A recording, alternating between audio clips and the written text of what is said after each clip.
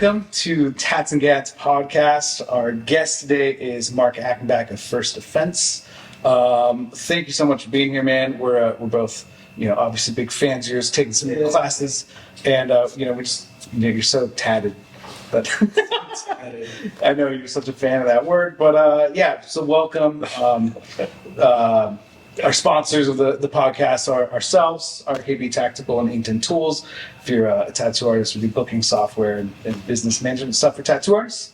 And RKB Tactical. We just do cool shit, clothing, and just cool content. Oh, yeah. Well, thanks for having me. Of course. Our goal with this is to be very guest-centered, and you were one of the first names that came to mind when we talked about doing this. And we'll get into a little bit about you, but the first thing we like to do is a EDC pocket dump. What's your everyday carry? Okay. We'll let you start. All right. Right here? Right here. It's all right. Nobody's going to say anything? Just point there. All right. Well, we'll start off with that. It's a G45 in a Tier 1 Access Elite holster, running the Aimpoint Acro P2 with a mod light on there. Awesome. Everything else is stock. Let's see what else we got. Benchmade. I don't know what model it is. Just Benchmade. Yep. What else we got? Mod light PL350. Or I'm sorry, PLH V2. And last but not least, I like this red. pocket med kit. Oh, sick. He was just telling me about this. So do you mind telling me? Yeah, so there's two hyphen vented chest seals in here, some compact gauze for wound packing, some gloves. I have some tape, CPR face masks, all that good stuff. And then got the trauma assessment right there written on the back. Yeah. Does that one come with the SWAT TQ in it? So, yeah, when I bought it, I just bought the pouch because I have so many medical contents at home. And I don't like the contents that they've put in here. Yeah. This thing is like this big. Yeah. And the SWAT T is more of a pressure bandage than a tourniquet. Obviously, it can be used. So I usually just rock a cap in place of it. And then this is nice and slim. So Nice. that's just carry it as like a wallet. But that's with me every day, everywhere I go. Other than that, cell phone and wallet. So I don't think that's... Talk at you thinking that's your wallet, and they're like, Yeah. sweet. You're like, oh. Yeah. Hopefully I saved a life today. Exactly. But yeah, that's what I carry on a daily. Sometimes I'll run like a Neo mag with a spare mag in the pocket, but this puts me at 41 rounds of ammo on board, so at a minimum. And I carry that board shorts, gym shorts. Heck yeah. It's the smallest gun that I carry, which is a full size gun. Awesome. So yeah. So Do you ever sitting all day, ever getting uncomfortable? It's a big no, actually, I'm gonna be making a video about proper holster setup. So Awesome. every holster I've ever bought, whether it's Tier 1, LAS, T-Rex, they have not come set from the factory for me. So I've always had to make adjustments for sitting, just your everyday, sitting, standing, driving, all that stuff. And so people are like, how do you carry such a big gun? I'm like, well, quit buying your shitty Amazon holsters. Yeah. But a lot of people get good holsters and they're like, man, I just still can't do it. And a lot of times they're not adjusted properly to ride heights off or where they actually position the gun. So I'm going to be doing a YouTube video on that. I think it'll be really helpful. Awesome. So what's your YouTube channel so people can find it? it's just First Defense Firearms Training. Yeah, I only have a couple videos on there. Just, but yeah, this year, 2024, I want to start doing some more content. Awesome. Just making the time to do it. So We do have some content guys, because we live close. They've reached out to me to do free stuff. okay, So they just want to come out and film just to film. So Right. I can send Yep. it your way. that'd be cool. Super rad. Yeah. Go ahead with your EDC. It's pretty similar to Mark. I also have the Tier 1 with a Glock 45, thanks to Mark. He put me on game on that. SRO, I do have one with an Acro mod light. Trying to, I'm not carrying as many rounds today. But have a Gerber, standard issue. Is that a commie mag in there? It is a commie mag. Wow, I might have to leave. One TQ Podcast over. and a mod light. And Heck yeah.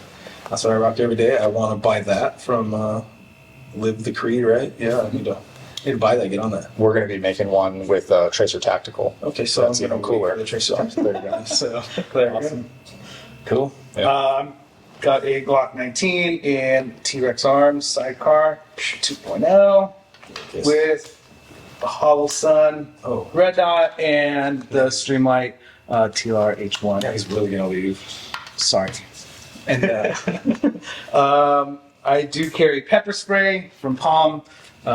Covered that last time, but I just like to have something in between words and a gun. And Because what? Words mean things, right? words mean things. And a knife, and then typically a flashlight, but don't have it on me. It's the Surefire Stiletto, rechargeable thin one. Stiletto. Yeah. Nice. And you're not running a commie mag. You're wearing an American magazine. That's I like right. that. Yeah, absolutely. You know, my forefathers in Mother Russia. Awesome. All right, cool. So, if you want to give us just a little brief history about yourself, some of your background, for those that don't know. Yeah, my name's Mark Ackenback. I am a firearms instructor. Been running First Defense for about 5 years now. Doing it full time for coming up on 4. But other than that, I was a welder for about 10 years. Awesome. And got into shooting about 10 years ago, about a decade ago. And just that's pretty much not too interesting. I mean, I think it is a jump from welding to firearm instructor is probably not one that most people have heard of. So, you want to go into a little bit about that, how that transition happened? I took my first class and realized I knew nothing, and it was very humbling. That was with the Active Shooter Defense School out in San Diego. Okay. And before that, I was just watching like the Magpul Dynamic videos with like Chris Costa and Travis Haley. I think a lot of people started there. Yeah, and then thought I was cool out in the hills with my friends. Went to that class, was really eye opening, and then just kind of fell in love with it from there. Kept training, and then what wanted me to get into the training side of things was seeing how many people just didn't have training. And then the more I started training, I'll never forget, there was a class, there were 2 uniformed officers in the class. I'm like, oh, this will be cool. I never shot with law enforcement before. And this is by no means talking bad about law enforcement. I work with law enforcement very closely, right? We're very pro law enforcement, but they were the worst shooters in the class. And I talked to the instructor. I'm like, yo, what's up? And he's like, no, that's normal. He's like, it's actually, kind of incredible that they're even here, you know? And I'm like, for shooting, I'm like, I'd rather take any of these civilians if I needed help, just that's, I didn't know. And, so anyways, that was kind of eye-opening. And then, I was shooting next to one of them and gave them a little pointer on something, and they did it, and they're just like, holy crap, dude, like, how did you know that, so just a good feeling, helping people out. And, so anyways, I continued training and then ventured out, trained with some of the best instructors out there, started flying around the country to train, gathering more information, just working on myself. And then, and then the passion really started to develop with teaching, was helping friends, family.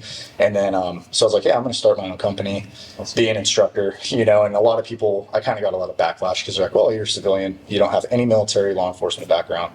And I'm like, well, I don't really care. I'm not trying to make a living out of this. It's just something I enjoy doing. It's a passion of mine, and I like helping people. So if it doesn't go anywhere, then I don't care. It's something I like. I'm going to keep doing anyways. And so anyways, I went through, got NRA certified, which is just so you can get your insurance. Be wary of instructors that talk about their NRA certs if that's what they ride on. If that's, well, mainly if they're teaching their curriculum too. Yeah, we're 3-gun NRA. You're like, cool, we just got it to get insurance, but all right. That's, yeah. But, so anyways, did that. Got certified, started teaching, and then within the first year, we were already working with San Bernardino SWAT team, which was really cool. And so that was huge, man. A lot of people were like, how are you training, law enforcement, let alone a SWAT team? And it's just value, And I actually think not having that military law enforcement background, in some aspects, puts me at an advantage, simply because I don't have that indoctrinated mindset. And what I mean by that is, hey, you shut your mouth and do it this way because this is how we've always done it. And granted, there are a lot of things that still work that way, but a lot of that stuff's outdated. And when you're stuck in that mindset, it's really hard to, improve yourself. Like the slow down. Yeah, slow down and get your hits. So anyways, and then that's just kind of where it started.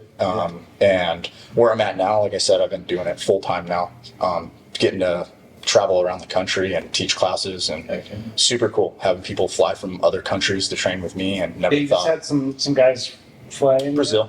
Yeah, and then earlier this year, a gentleman came out. He flew out from Australia to train, and then we had the Kamara strategy dudes from France flying. Yeah, super cool. I flew to Florida because it was easier for them to fly in, just with California and all the laws and all that. But so yeah, never thought it'd kind of get to where it is, and super cool. So. That's something I appreciate in your classes. You're saying you're not indoctrinated with like a one way of thinking. Yeah. It was so like inherently obvious in your class that you are approaching these things from like a common sense, fresh perspective, like breaking down why we do these things, what is the actual end goal, what is the purpose, and like a complete fresh look at that stuff. And it's either it makes sense or it doesn't. And like having someone break it down like that as a student was so valuable and like so eye-opening. Yeah. You don't just have to do it that way because Right. And another thing to that point is, if somebody were to show me something that worked better than what I'm currently subscribing to myself or teaching, I would change in a heartbeat what I'm doing right here on the spot. If it means that it's going to help people be better protectors, in turns help them get home safely to their families, and help me be a better protector myself. Absolutely. Like, I don't have any pride attached to these techniques. It's just we have such good results with what we're teaching currently. So there's no need to change it. But I think a lot of people, they'll see a better way, and that's just that pride is in the way of like, nope, I'm still doing it my way. And it's like, but bro, it's proven. Nope. And it's like, okay. So I kind of be wary of people like that too. It's all about improving yourself and helping other people out. And if you're not willing to learn and be open, then that's never going to happen. So I see that a lot in the tattoo world where you do it for a certain amount of time and you are stuck in your ways. And I mean, I was even only at the time when I was like 5 years in, certain technologies like iPads and the pen machines came out, and I was like, no, resisted. And then the first time I drew on an iPad and could make a change like that, not have to get a new tracing paper, I was like, yeah. I hate that it's better, but it absolutely is. So, Right. you have to adapt with the changes if they make sense. Right. Yeah. Yeah, for sure. Yeah. It's that line between this new thing is exciting but makes no sense and it's just a trend, and then like you're not getting stuck with no changes. Exactly. Yeah. What was the last thing that you were shown that you actually changed when it came to like teaching? Ooh, that's a good question. You just talked about it, so that you adopted. One of the, and it's not the last, it's just what comes to mind, was from Jason Falla from Redback 1. His weapons manipulation is absolutely insane. Some of the best I've ever seen. And so that's why, anytime I'm in class or I'm teaching something, I'll immediately be like, yeah, got this from Jason, give credit where credit's due. But that's a lot of stuff that I changed, and it's very different from what a lot of other instructors teach. And it works really well. So probably like mainly rifle to pistol transition, and recovery as well. So, or also known as a check drill. But that's probably one of the bigger ones that comes to mind. But other than that, man, that's a good question. I don't know. I'm going to think about that recently. Like I've taken a lot of classes with you, and I noticed like you give shout outs to everybody, like everybody you looked up to or trained under. And then I've taken classes with other people that use your stuff and they don't give you a shout out. And I was like, oh, I've done this drill. I know what this is. It's all over the place. So. And sometimes that's just how it be. Yeah, absolutely. But yeah. I'm gonna have to come back to that. It's a good question. Good one. Yeah, a lot of it's like being in a class, learning something, and then in my mind, I'm like, yeah, I'm not gonna do that. That doesn't make any sense. Yeah. But like the West Coast, like you're pretty well known as a solid, one of the best firearm instructors there are. But who do you look up to in the firearm industry? Like your go-to for training, who you look up to for some knowledge? We're like, hey man, anything new? Or yeah, right out of the gate, Jason Falla from Redback 1 is awesome. He was like one of my first, outside of who I was training with originally, instructors that opened my eyes to like a whole nother side of things. Jason, definitely Rick from Achilles. And then Donovan from Point One Tactics is awesome as well. Man, there's so many too. So I just don't want to flood it. But those are like my top that I'm like, yeah. But I've taken great classes with like Bill Blowers from Tabrack Tactical. Aaron Cowan's great from Sage Dynamics, took his vehicle class. Just taking a lot of different classes. But yeah, those are like the main. There are some that I've been to that I wouldn't recommend. I'm not going to say who, Yeah. but and it was kind of like one of those like super hyped up on Instagram, and then you go and you're like, ooh, I think I wasted my money. You know, that's with everything now, I'm sure. Like even in the tattoo industry, or you know, it's kind of everywhere. I hear it from a lot of people. Oh, I got tattooed by this person. They're, you know, all these Instagram followers. They're so, your work is incredible, Hot garbage. and they are great artists. But then they're like, but the experience sucked. They were such a dick to me. They didn't treat me with respect or kindness or any of these, you know, baseline hospitality principles. But Right. yeah, and something I will say too about your class is like you are really good at welcoming people and making them feel comfortable, and you know, it's noticeable for sure. Awesome. Yeah, It is all about the experience, man. it is, because you get a tattoo anywhere. You can take a class from a lot of different people. That one-on-one experience, what you bring to the table, how you treat people, goes a long way. Yeah. It's incredibly valuable to a business of any kind. You know, Especially when you find something that works. Because I've probably up to date taken all of your classes that you offer currently, Right. except the urban one that you have got to bring back in the future. I haven't yet to do that.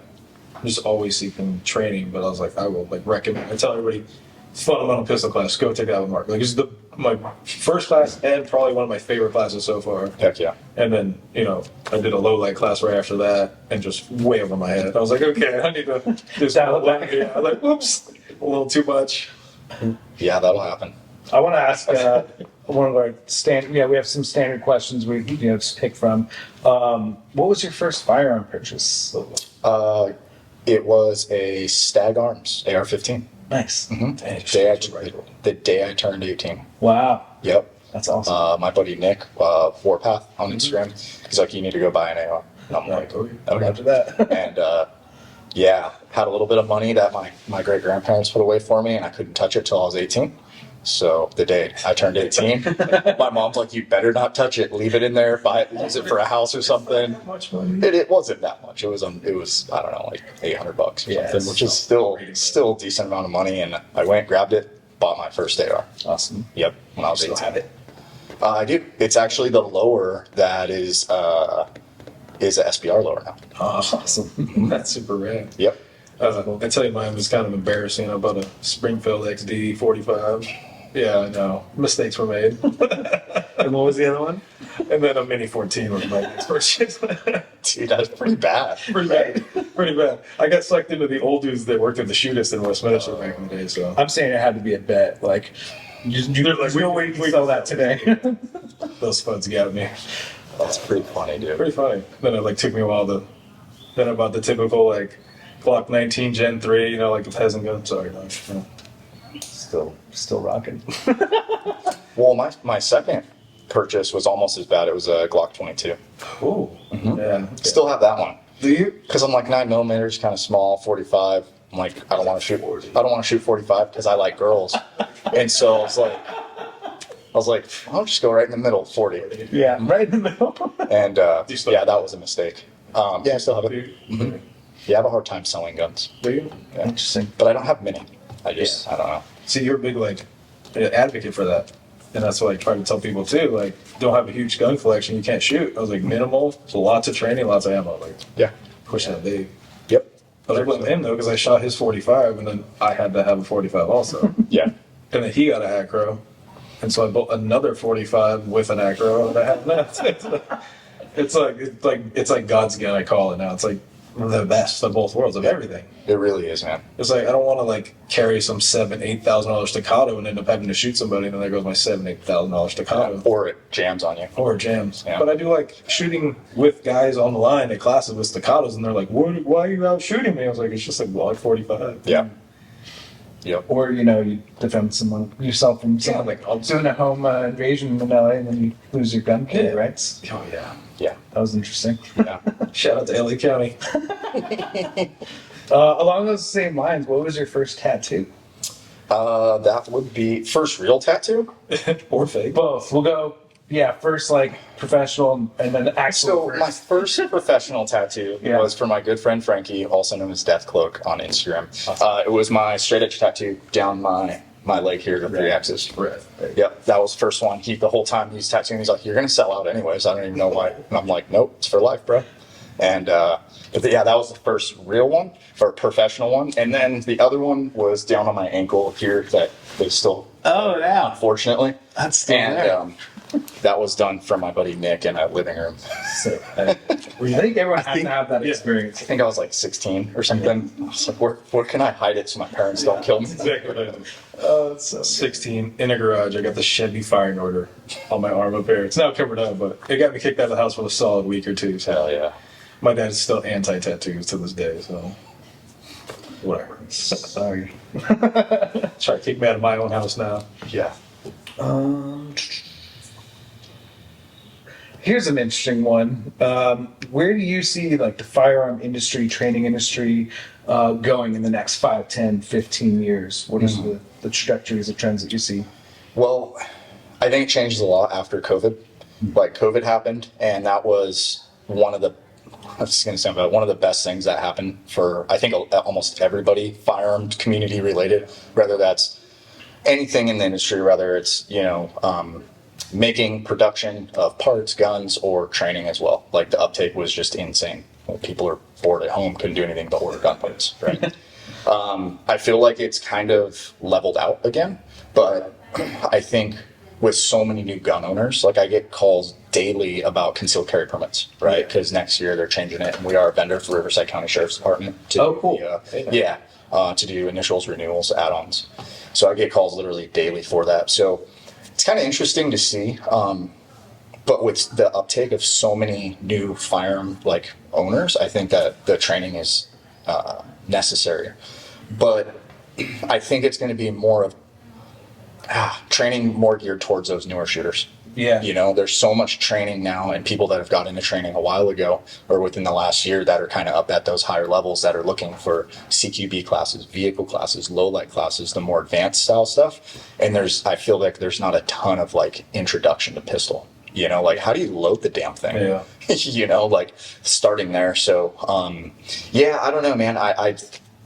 It's hard to obviously predict, but I think with the uptake of people panic buying and stuff like that, I don't really see it like going anywhere. I just see it kind of still Getting better. like, kind of getting better in a way. Just watch the ammo prices increase too, like recently. Yeah, that's crazy. No. I mean, it's a good thing, and like a lot of people, like I never thought I'd ever buy a gun, but a lot of the 99% of the time, those people are like, well, yeah, we had this incident that happened, and now I want a gun. And I think I never want anything bad to happen to anyone. All those incidences, nothing ever came about it, but they were scared shitless, essentially. I wish that every single person could be put in that situation so that they can have their eyes open to reality and be like, wow, we are our first line of defense, which is why my company's name is First Defense. Yeah. And so anyways, I think kind of an uptake for sure in the next 5-10 years. I don't know if that was a good answer. That's a great answer. It brought a lot of questions to mind. Like, well, one thing, the First Defense, I just did a ride along, and so many calls, you're just too late as the cops. And it's not big stuff all the time. Like, there was a lady threw a beer in the Jack in the Box, right? And like, we want her trespassed. Well, of course, by the time we get there, she's long gone. In a city, you have no idea where she is. So yeah, often we are our first defense. And I saw a lot of people, even buy their first gun in 2020 with a lot of the stuff that happened then, riots, whatever, who have only shot their gun once or not at all. And they're like, now they're going, okay, I probably should at least take a class, go out and do something. So I think that there's definitely a need for those first time shooters, those brand new shooters. Yeah, too often people buy a gun and they just put it in their closet or whatever, and they're like, oh, I'm safe now. I'm like, well, you're actually a liability. Yeah. Right. Or they go to the desert and shoot a couple magazines worth of ammo and go, cool, I shot it. Right. Did you learn anything? Right. Yeah. Wasted ammo at that point. Yeah, for sure. What would you say is the most underrated aspect of training currently? Ooh, yeah. Soft skills. Soft skills. Soft skills. Can you elaborate on that for people who don't? Yeah, soft skills. The biggest one is situational awareness, right? Pre-attack indicators, reading body language, all those things, man. Soft skills.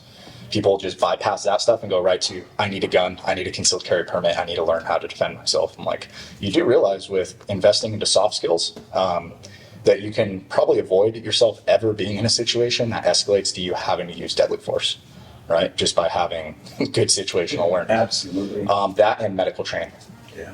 right? Statistically, you're more likely to have to render medical aid to somebody than ever use your gun. So, yeah, if you're training to make holes, you should probably learn how to plug them too. And even if you don't even own a damn gun, like going hiking, I've rolled up on so many crazy car accidents. Hiking accidents, dude broke his neck diving into 4 feet of water, had to get airlifted out, broke his neck. I had no idea what to do, you know. And so yeah, currently I went through EMT training. That lapsed. I just wanted the training just to do it. Had no desire to be a EMT occupationally. Shout out to all you guys that are. But I am a current stop the bleed instructor and first aid CPR AED instructor as well. Awesome. For the soft skills training, I'm going to completely destroy his name, but it was Yusuf. Forget his last name.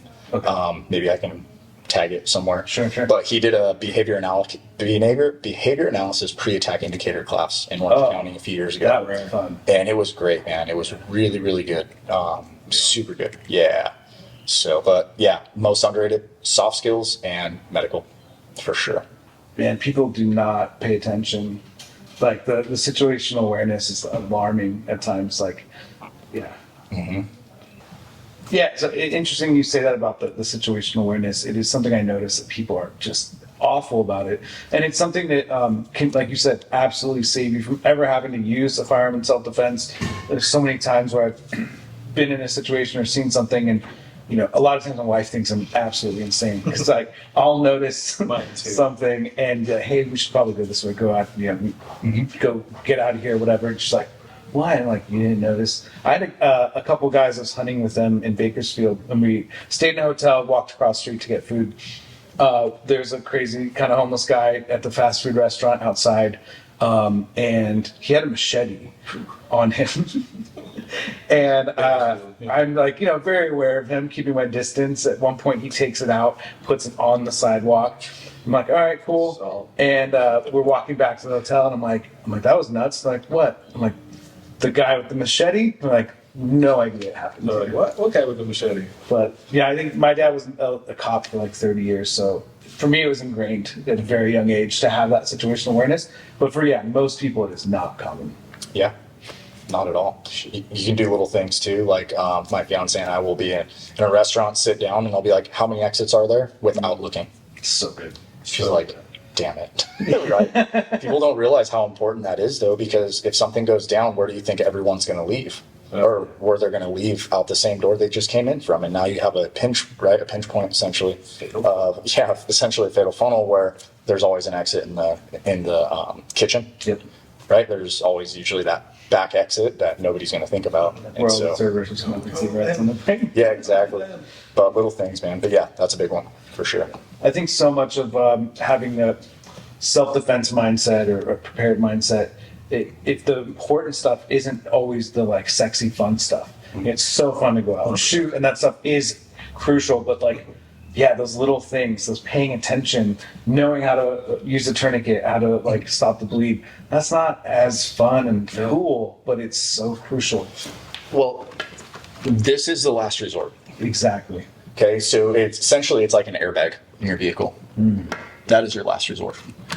And with good situational awareness, when you drive, hey, a car's starting to slow down. If you're not paying attention, right? You're on your phone, you look up and you're like, oh shit, right? Slam on your brakes or you have to swerve. Whereas if you were paying attention, you would be able to see those indicators happen to where you could come to a safe stop. Whereas if you don't pay attention, now you look up and now it's too late and you just slammed into the back of the car. Now you have to use your airbag, all because you were lacking your situational awareness. It's the same thing with the gun.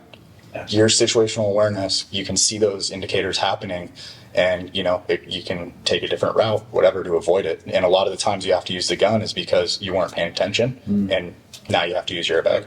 They caught off guard. Yeah. Exactly. Or not doing the avoid stupid places, stupid times, stupid people doing stupid things. Like getting gas at 2:30 in the morning. Absolutely. Is that's not normal? Or?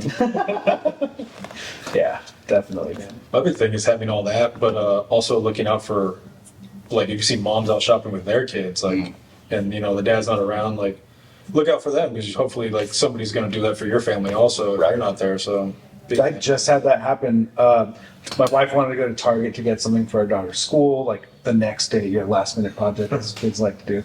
And it was late night. I go, hey, I'll go. And she was kind of upset. I go, like, I have my carry license. It's now 9:30 at night.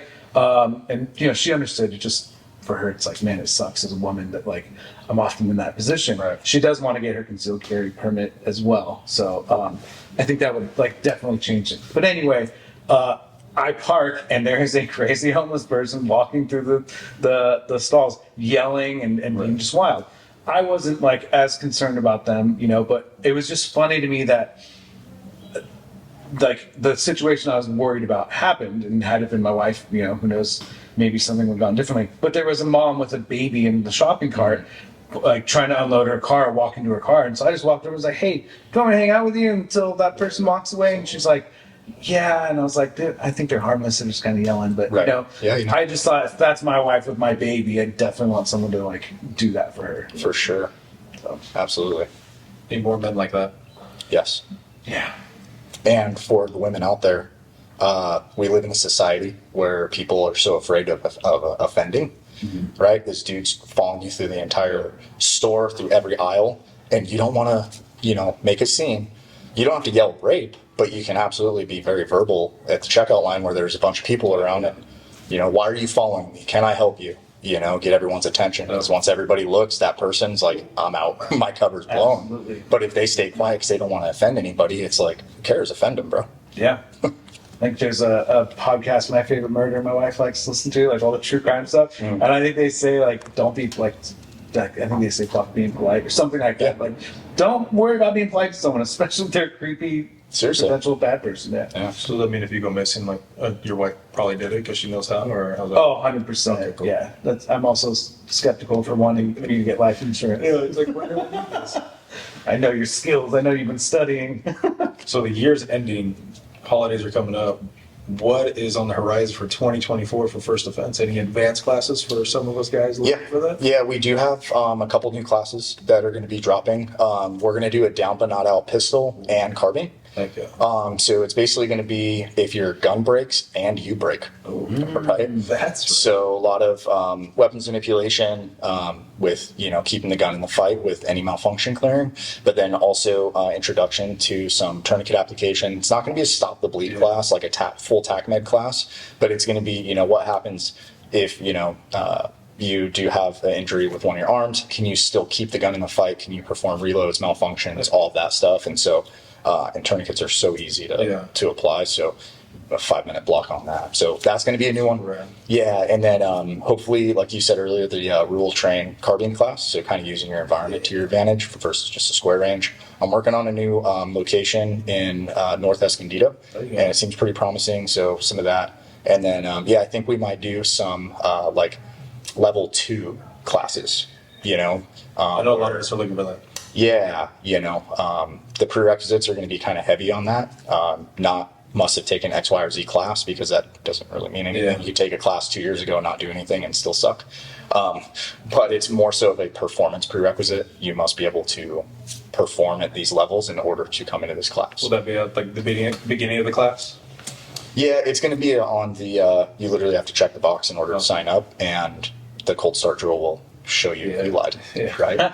And but yeah, so some other new things too, but those are kind of the first ones, and then definitely some more low light stuff, and then probably try to do more than 2 vehicle classes a year, just because It's my favorite class. it really is a great class. So good. And I think giving it that spin, not like a 4-man felony stop, right? Something that if you're a civilian, you're not ever going to do. Yeah. But the spin that we put on of like you're by yourself or with your family, now what, right? Yeah. We're running concealed and doing that. So, but yeah, some other things, but those are like the main ones.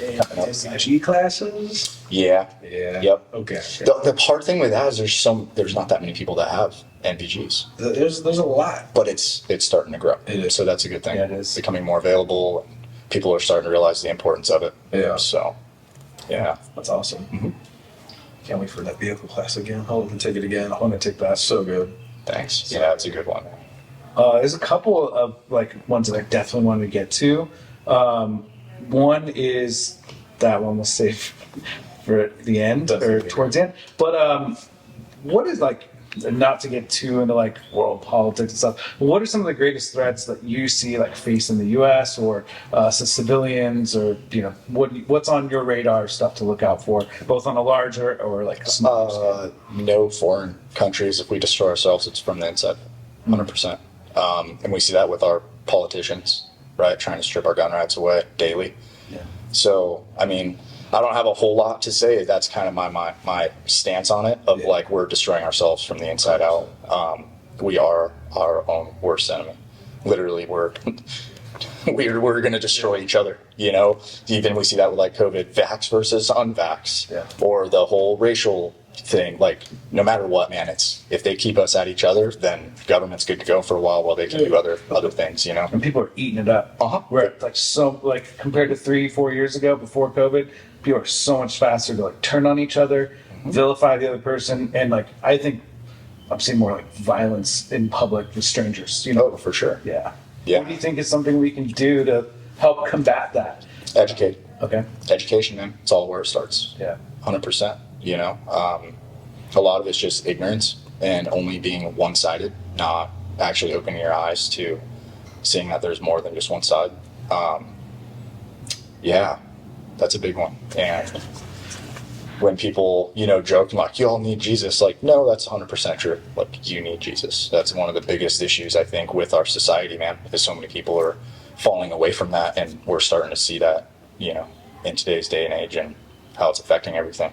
Yeah, the world is selling a different program for sure, and I think given the choice between the two alternatives, there's a better way than what the secular society is selling you. Yeah. For like the plan for your life. For sure, man.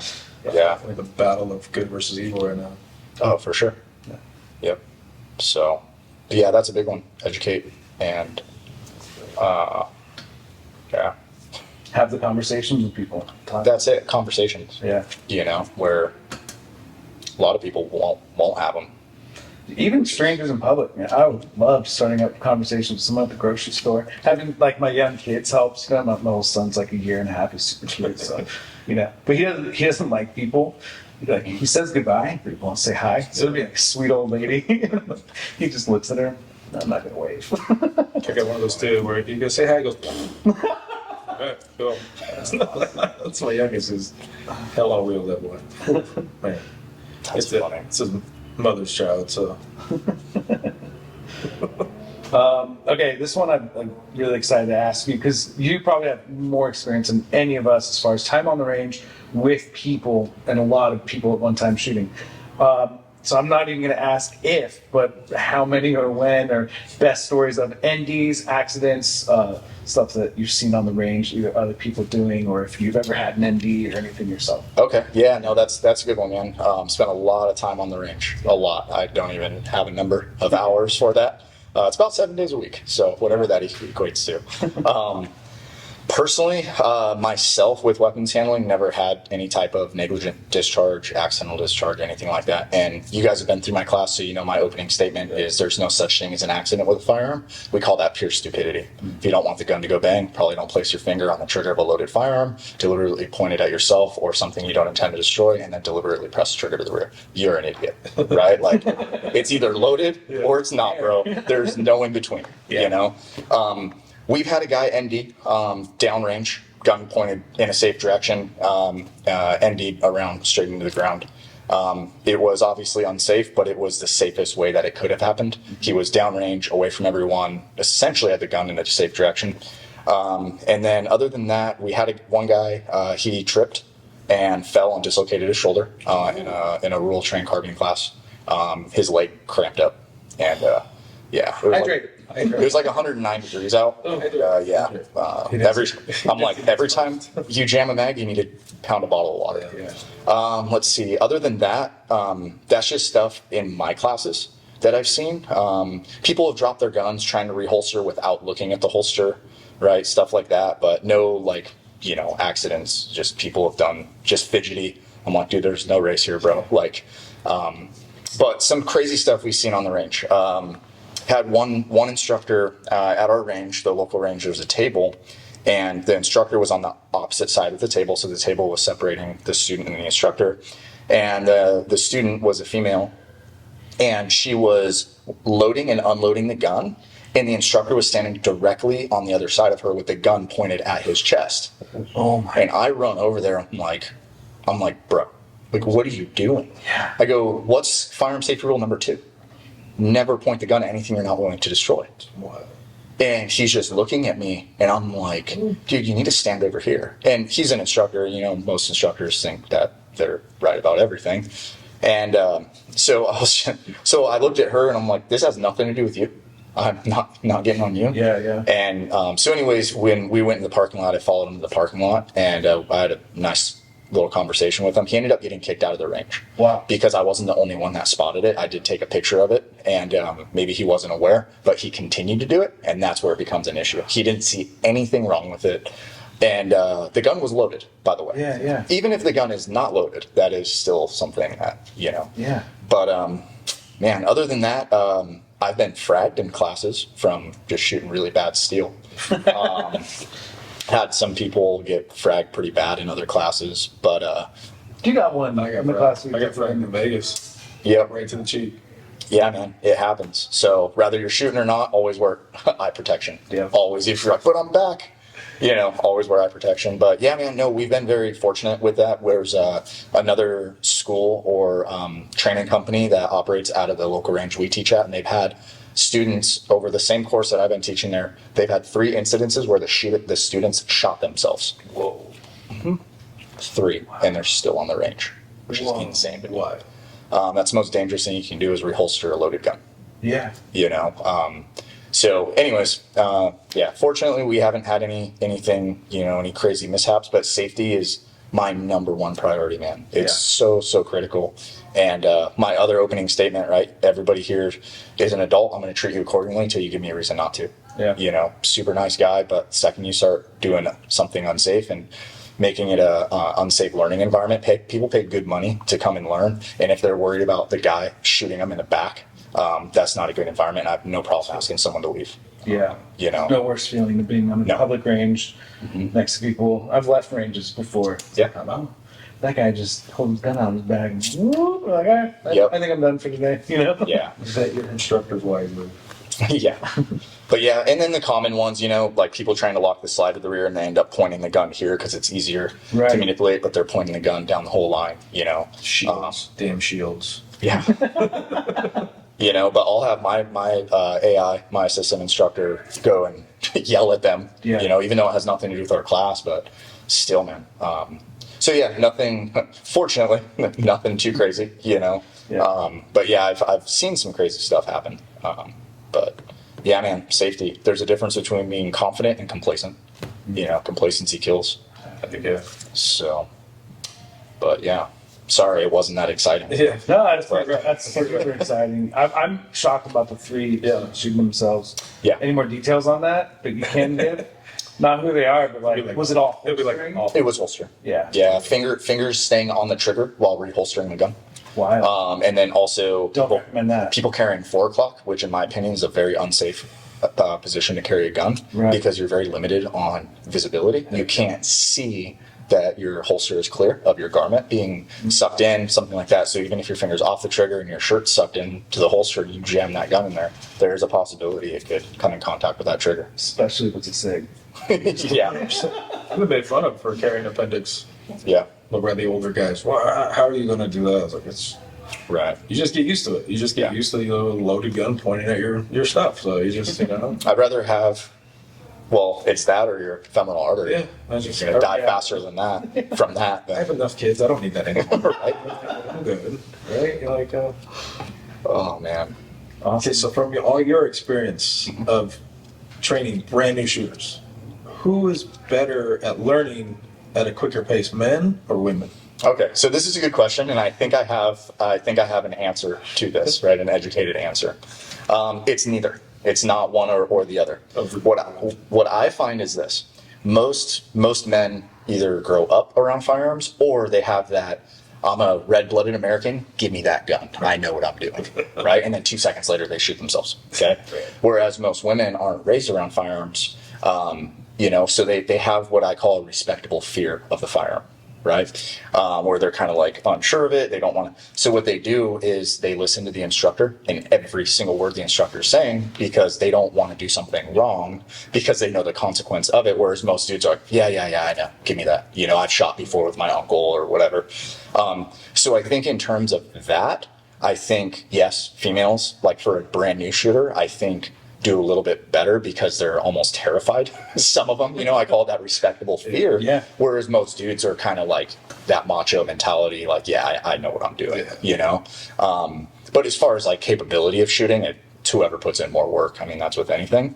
But yeah, I think that's what it comes down to when it's like the whole women are better shooters than men. And I think it's just they pay better attention because they have that respectful fear of firearms. So I don't know. They're also maybe better at listening. Yeah. But I wasn't listening to what you said. They are. I mean, I've shot with like numerous women in his class, and they tend to like run up on the higher level of the shooter, like of the group. So. As long as their husbands aren't there trying to give them pointers or correcting them in their Or usually. standing around them, like with their arms around their head. Yep. I saw a guy do that in our instructor class. We have a women's pistol class coming up, and we always get the question like, "Oh, can our husbands come?" Whatever. I'm like, absolutely, but they cannot give you any instruction. Right? Like we had one guy, he was an officer, CHP officer, and super cool dude, and he was loading his wife's magazines for her, and she went to put the mag in the gun, and all of the bullets were in the magazine backwards. I'm like, you're not helping, bro.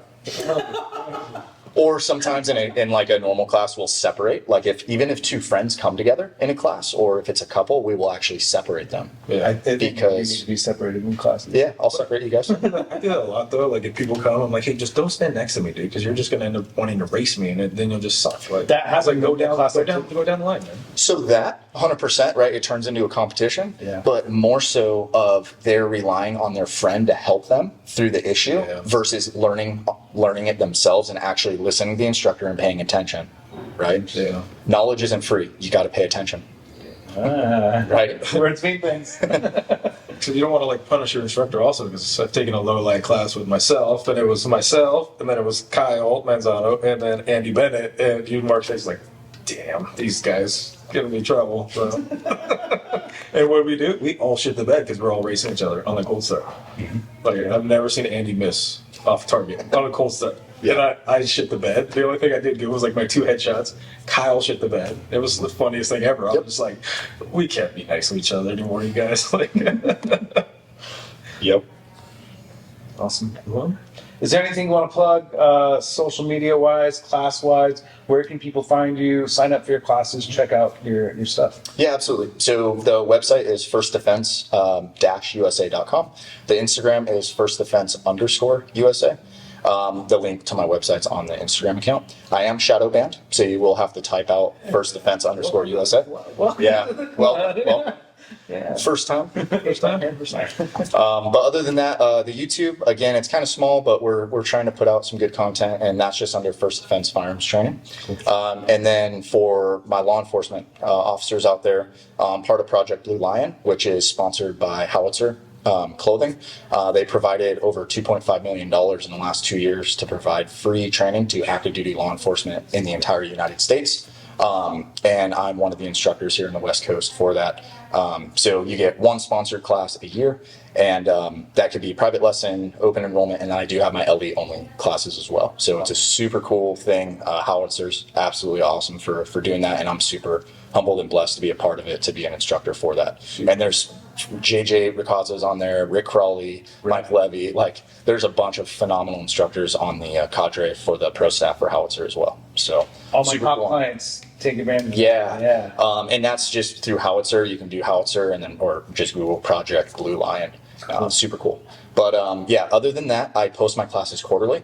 So Q1 will be coming up in 2024. coming soon. Yeah, the classes, I do a 20% off over the weekend typically for that whole quarter. And yeah, so a lot of people are like, I can't get into your class, whatever. You can sign up for emails too. So we'll push out emails before the classes drop to give you guys a heads up. But other than that, we do private lessons during the week as well, and then private groups too. So yeah, but other than that, yeah, that's what I got. Cool. Yeah. Well, thanks, man, for being on. We really appreciate Yeah, it. of course. I hope this is fun for you, and it was definitely fun for us. Oh, it was. Oh, Sure. got a little shirt for you that we've been promising you. We just Oh. haven't connected so far. Thanks, man. You're a sweetheart. It's the last one out of that batch that everyone like they saw and they were like, "Oh, I want one." I was like, "Well, Yeah. you should have You've- ordered one." Like, Youth large, right? you Okay. medium, Medium. medium. Awesome, man. Well, thank you again. Yeah. Thank you, guys. Okay. Cool.